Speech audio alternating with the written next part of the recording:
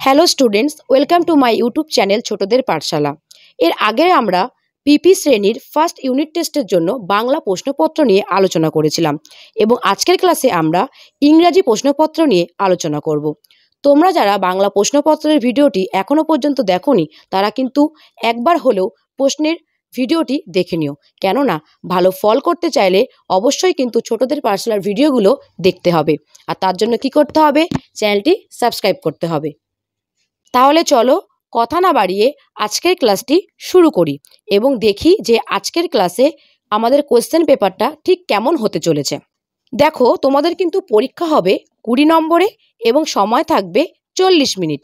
আর এখানে কিন্তু নেম অর্থাৎ নিজের নাম লিখতে হবে এবং এখানে দেখো রোল নাম্বার অর্থাৎ নিজেদের ক্রমিক সংখ্যা লিখতে হবে এবং তার সাথে স্কুল, নিজের বিদ্যালয়ের নাম কিন্তু এখানে সুন্দর করে লিখতে হবে।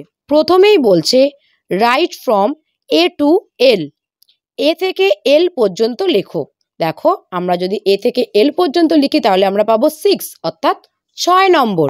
তাহলে চলো সুন্দর করে লেখাটা লিখে ফেলি। দেখো, আমাদেরকে বলেছে এ থেকে এল পর্যন্ত লিখতে। তাহলে প্রথমে কি লিখব? এ ক্যাপিটাল লেটার লিখব, B, C, D, E, F, G, H, I, J, K, L. 2 নম্বরে বলছে রাইট হোয়াট কামস আফটার, পরের বর্ণগুলি লেখো।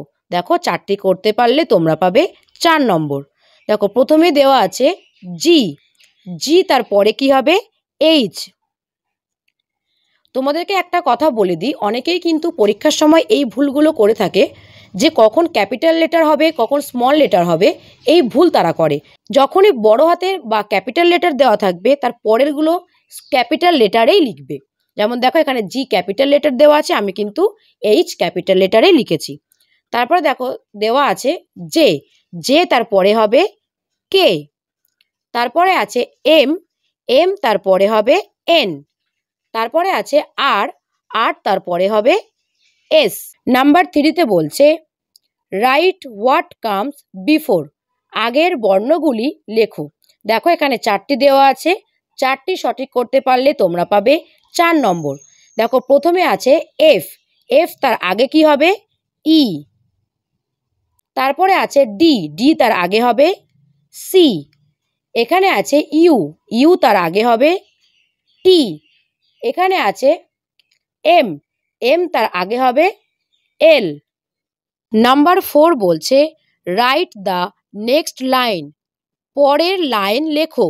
দেখো, এটি করতে পারলে তোমরা পাবে 2 নম্বর। দেওয়া আছে এস টি ইউ ভি, তাহলে ভি তারপরে কি হবে? W X Y Z. Number 5 বলছে match the first letter with the picture, প্রথম বর্ণের সাথে ছবি মেলাও। এখানে কিন্তু তোমরা যদি সঠিক করতে পারো তাহলে পাবে 4 অর্থাৎ 4 নম্বর। প্রথমে দেখে নিই কি কি লেটার দেওয়া আছে। দেখো, এখানে দেওয়া আছে বি, এ, ডি, ই। আর এপাশে আছে আপেল, বল, হাতি এবং কুকুরের ছবি। তাহলে দেখো, প্রথমে দেওয়া আছে কি?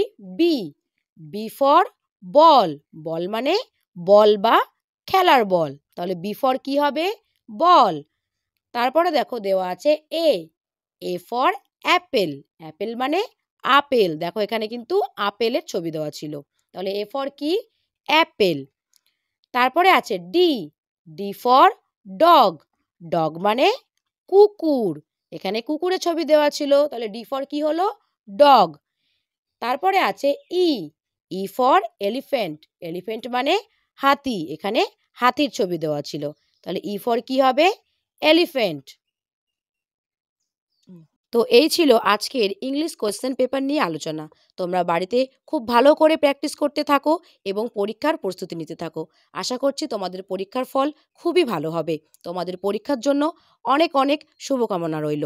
তোমরা অবশ্যই চ্যানেলটির পাশে থেকো। আর হ্যাঁ, ভিডিওটি ভালো লাগলে লাইক, শেয়ার এবং কমেন্ট করতে ভুলো না। দেখা হচ্ছে পরের ভিডিওতে নতুন কোনো বিষয়ের সাজেশন ভিডিও নিয়ে।